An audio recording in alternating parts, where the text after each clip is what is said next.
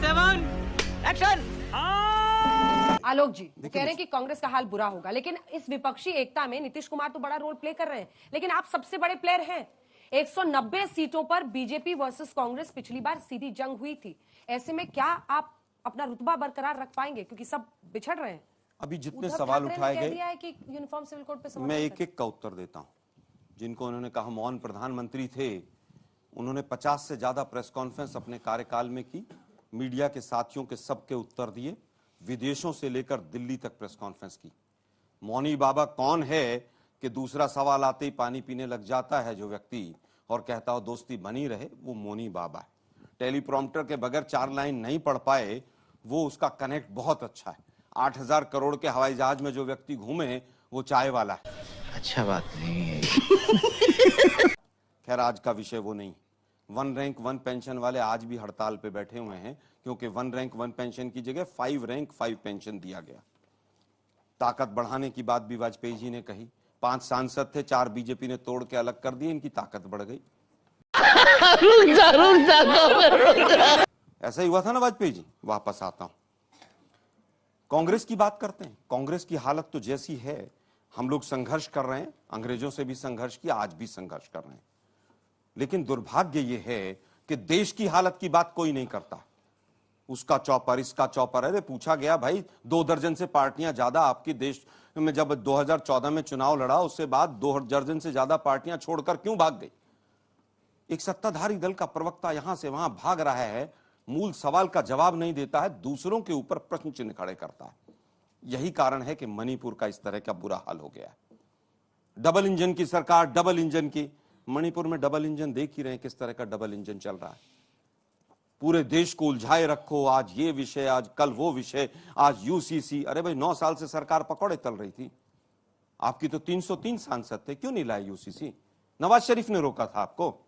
केवल चुनाव आता है 1 साल पहले आप शुरू हो जाते हैं, और उससे पहले कुछ भी नहीं होगा। जिस तरह की तमाम चीजें हैं देश के अंदर, जिस तरह की विविधता है, आने वाला समय बताएगा। आज कह रहे हैं कि साहब वो नीतीश जी जो है पलटू राम, एक चुने हुए मुख्यमंत्री, बिहार जैसे प्रदेश के, देश का गृह मंत्री एक मुख्यमंत्री को पलटू राम कहकर संबोधित कर रहा है। देश का दुर्भाग्य है। आपको अगर आलोचना करनी है, आपको समीक्षा करनी है, आपको कटुता दिखानी है, कम से कम आप एक चुने हुए मुख्यमंत्री को पलटू राम कहेंगे? देश के प्रधानमंत्री 2015 में बिहार का डीएनए ढूंढ रहे थे। देश के प्रधानमंत्री डीएनए ढूंढ रहे थे। ये देश के प्रधानमंत्री, एक मिनट, केजरीवाल जी से लड़ाई हो गई क्या? 2020 में वही प्रधानमंत्री उन्हीं नीतीश कुमार जी को कहते हैं साहब ये विकास पुरुष, इनसे बड़ा कोई विकास पुरुष नहीं। अरे देश के प्रधानमंत्री अपनी बात की स्टैंडिंग तो रखिए। पलटू राम तो आप सबसे बड़े। सही पकड़े हैं। बहुत हुई महंगाई की मार, अब की बार उनकी सरकार, और उसके बाद महंगाई का मान है। मणिपुर में भाषण देके आए कि जब मणिपुर में जलता था तो वहां सब चुप बैठते थे। आज मोदी जी 60 दिन के करीब हो गए, आप चुप बैठे। तो सबसे बड़े पलटू राम तो देश के सत्तासीन लोग आज हैं, वो सबसे बड़े पूरी तरह से पलटू राम है।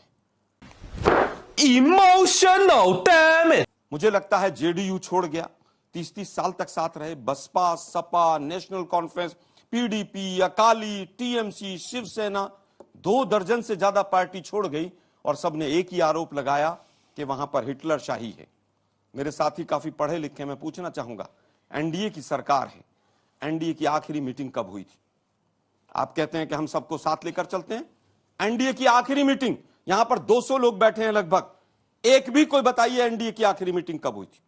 बताइए जरा। मैं उत्तर देता। नहीं, मुझे मजाक नहीं उड़वाना अपनी चीज का, मैं नहीं बताऊंगा। उस देश की हालत को समझिए।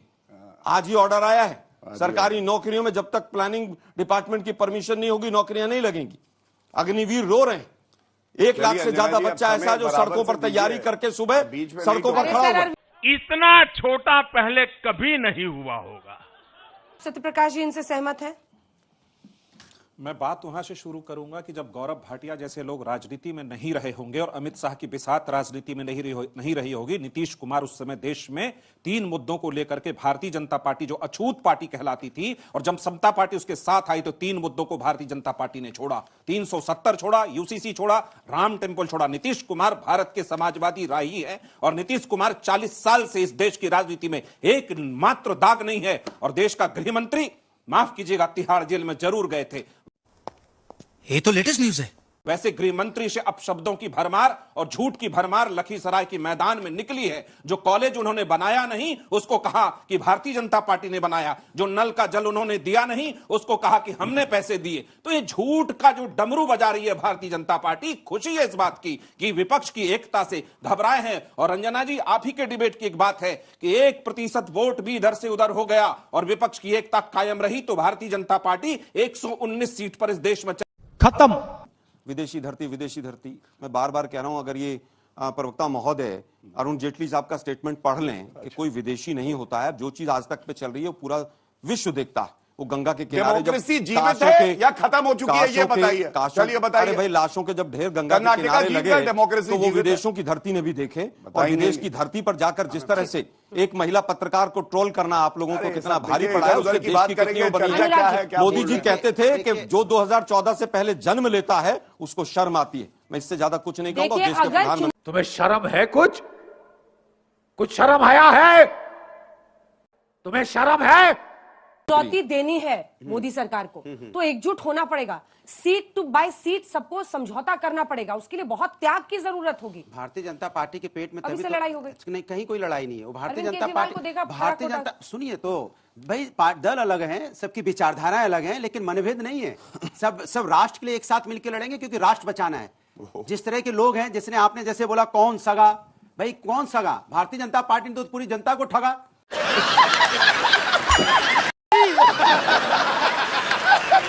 सगा कहां कौन रहा? यहां रंग बदलने की बात हो रही है। यहां तो ऐसे रंग बदलते हैं लोग जैसे अखबार बदलते हैं। हमें बताने की जरूरत नहीं, हमारे मंच पे ही है, कई रंग बदल के इधर से उधर चले गए। तो वो लोग जो बोलते हैं, जिनके कहते हैं ना कि सूप बोले तो बोले, छलनी बोले जिसमें 72 छेद, ये बात करेंगे। ये कई बार आपने परिवारवाद की बात की। मैं पूछना चाहता हूं, अनुराग ठाकुर के पिताजी क्या थे जो आज मंत्री है, चीफ मिनिस्टर? परवेश वर्मा के पिताजी क्या थे? दिल्ली के चीफ मिनिस्टर। सिंधिया फैमिली क्या है? यहां से लेकर मध्य प्रदेश से लेकर राजस्थान तक पूरी फैमिली आप लेके चले आए। यहां नारायण राणे के बेटे क्या हैं? वो भी एमपी है। सोचो आप, पूरी परिवार, आप उससे पेट नहीं भरता तो आप चौटाला फैमिली के साथ जाके सरकार बनाते, जिनको आप बोलते थे करप्ट हैं, उनके साथ बना के आप हरियाणा में सरकार बना रहे हैं। आप पीडीपी को बोलते थे अलगाववादी पार्टी है, ये देश को नुकसान करती है। जब सत्ता पानी थी तो आप जाके जम्मू कश्मीर उनके साथ सरकार आपने बनाई। इसी शिवसेना के साथ जाके आपने सरकार बनाई। इसी पे आज जिनको नीतीश कुमार जी को साथ कह रहे हैं, उन्हीं के साथ जाके इन्होंने सरकार बनाई। अकाली दल के साथ जो परिवारवाद आप बताते हो, उनके साथ जाके आपने सरकार बनाई। आप तो बोलोगे जब सरकार बनानी होती है तो परिवारवाद भूल जाते हो, और जब सरकार चली जाती है आपके हाथ से तो उसमें से खोजते हो कि परिवार कहां है। आप ये फंस गया सीएम। तो पूरा परिवार भरा पड़ा है। और सुनिए, आप प्रवक्ता महोदय, आप भी परिवारवाद से आते हो। बजाओ ताली इस बात पे, खुद परिवारवाद से हैं। ये खुद परिवारवाद की निशानी है। ये गजब बेइज्जती है। दूसरों पे बात करेंगे, ये बोलोगे जो परिवारवाद से आते हैं, क्योंकि ये आपके हक की बात नहीं करना चाहते, आपको गुमराह करना चाहते हैं। कभी यूसीसी पे गुमराह करेंगे। मैं इनसे जवाब पूछा हूं, आप लोग भी जवाब मांगिए। क्या गोवा में जो आपने कानून बनाया यूसीसी, उसमें एक बेटी को अगर बेटा नहीं होगा तो उसको तलाक दे दिया जाएगा हिंदू में? बताइए, आप इसका समर्थन करते हैं, विरोध करते हैं? बताइए आप। वाजपेयी दुख के बच्चे हैं। इंपॉर्टेंट बात ये है, कभी कभी बीजेपी वाले को पीछे छोड़ देते हैं मोदी जी की बड़ाई का जवाब दूंगा। कांग्रेस के प्रवक्ता ने ये कहा कि एनडीए की मीटिंग बता दीजिए कब हुई, चैलेंज करके कहा इन्होंने। मैं इनको चैलेंज करता हूँ, यूपीए की मीटिंग कब हुई है? जवाब इनके पास। Number one. एक हफ्ते पहले पटना में क्या हुआ था भाई? अरे सुनिए ना, गजब है भाई। सुनिए ना, एनडीए का बताइए। अरे तो हम क्या, मोदी नामा पढ़ते पढ़ते कहाँ निकल जाते हैं। अरे जान बचाने के लिए इकट्ठा हो रहे हैं, और ये फिर जो इंस्टिंक्ट है वो इतना स्ट्रांग होगा कि 24 तक साथ रख पाए आप लोगों को। देखिए, मुझे लगता है जिन जिन को जान बचानी थी वो भाजपा में चले गए। जो भ्रष्टाचारी थे, जिनके खिलाफ भाजपा सीडी लेकर आती थी, वो मुख्यमंत्री बन गए। दामाद श्री पुस्तक आई, इन्हीं की सरकार ने क्लीन चिट दी। वाजपेयी जी ने बड़ा अच्छा भ्रष्टाचार पे अभी ज्ञान दिया हमें। मैं पूछना चाहता हूं, वाजपेयी जी आप वकील हैं, 2013 के बाद, 14 के बाद एक एफआईआर बताइए जिसमें एक आदमी कन्विक्ट हुआ हो और मोदी जी की सरकार ने की हो। नाम बताइए उस एफआईआर का। जवाब दूंगा, जवाब जरूर देना, मौका जिसमें देना। एक आदमी कन्विक्ट हुआ हो और मोदी जी की सरकार ने एफआईआर की हो, उसका नाम बताइए। मुझे नहीं पता है, मुझसे मत पूछो ना। 1,76,000 करोड़ का घोटाला 2G का, देश के गृह मंत्री आज भी कहते हैं घोटाला हुआ। इन्हीं की सरकार ने सबको क्लीन चिट दी। 5 लाख लोग कन्विक्ट हुए शायद उसमें। बताइए ना मुझे। अरे नहीं, अरे भाई, भाई तो कह रहा हूं ना, conviction पे पूछ मैं रहे फिर हैं, कहूंगा conviction में हुआ ना लालू कन्विक्शन जवाब। किसका हुआ? क्या एक एफआईआर? scam में। मैं फिर कहूंगा 9 साल के Technically अंदर, correct है। 9 साल के अंदर एक एफआईआर मोदी जी ने की हो और उसमें कन्विक्शन हुआ हो तो मुझे बता दीजिए। पूरे गांधी परिवार पर केस चला रहे हैं आप, बार बार कहते हैं बेल पर बाहर है, लेकिन कन्विक्शन किसका हुआ? सुन लीजिए, इतना आक्रोशित होने का 10 साल से अब प्रिलिमिनरी इंक्वायरी चल रही। अब मैं वापस आता हूं। यही कहते थे गौरव भाटिया जी, चक्की पिसिंग एंड पिसिंग एंड पिसिंग, यही कहते थे। उसी व्यक्ति को सुबह 7 बजे बंद कमरे में बुलाकर एक न्यूज एजेंसी को बुलाकर शपथ दिलवा दी गई। क्या यही चक्की पिसिंग था? उसके बाद क्या हुआ? ये इनके मुख्यमंत्री कहते थे नारायण राणे के लिए कि ये व्यक्ति जेल में होना चाहिए, और वो आज केंद्र में मंत्री बैठा हुआ है। ये भ्रष्टाचारी से लड़ाई करेंगे। ताजा उदाहरण, मेघालय में देश के प्रधानमंत्री कहते थे कि मंच पर जितने लोग यहां पर हैं सरकार वाले, ये सारे भ्रष्टाचारी, इनको सबको जेल में डाल देंगे 15 दिन बाद, और 15 दिन बाद उन्हीं से सरकार बना ली उनके साथ। अंजना जी तथ्यात्मक रूप पे गलत थे, और क्यों गलत थे? इन्होंने कहा कि कन्विक्शन नहीं हुआ। तो विधिक जानकारी ये है अंजना जी की जो विवेचना होती है, ईडी, सीबीआई या स्टेट की पुलिस हो, वो चार्जशीट दायर करती है और उसके बाद न्यायालय जो है वो फैसला सुनाता है। न्यायालय की प्रक्रिया में कोई सरकार का हस्तक्षेप नहीं होता, लेकिन सरकार पार्टी होती है, आपके हस्तक्षेप नहीं होता। बीच में बोले, बीच में नहीं अंजना जी, सरकार का हस्तक्षेप कैसे नहीं होता? सरकार पार्टी है, हस्तक्षेप क्यों नहीं होगा? कौन सा तरीका? नहीं, सीनियर एडवोकेट हो, एक बात बताइए, स्टूडियो में बताइए अंजना जी सुनिए, आप सीनियर एडवोकेट किसने बना दिया? अगर आपको इतना नहीं पता कि सरकार का हस्तक्षेप होता है। मुझे क्रेडिट नहीं चाहिए। सरकार पार्टी होती है, तरीका ही नहीं, सीबीआई रिप्रेजेंट करती है और सीबीआई गृह मंत्री को रिपोर्ट करती है। पहले आप हस्तक्षेप कैसे नहीं होगा? 370 आज भी संविधान का हिस्सा है। मैं चैलेंज करता हूं आपको आज तक के ऊपर। शांत, इन्होंने कहा 2G घोटाले में क्या हुआ, यही बोला ना इन्होंने। 122 लाइसेंस रद्द किए, एक आदमी जेल नहीं गया। देखिए शांत भाई, क्या हो तो उसका नाम बताइए। 2014 के बाद नहीं, वो वैलिड क्वेश्चन है उसका। क्या वैलिड क्वेश्चन है? कहाँ कोई जेल गया? उसकी अपील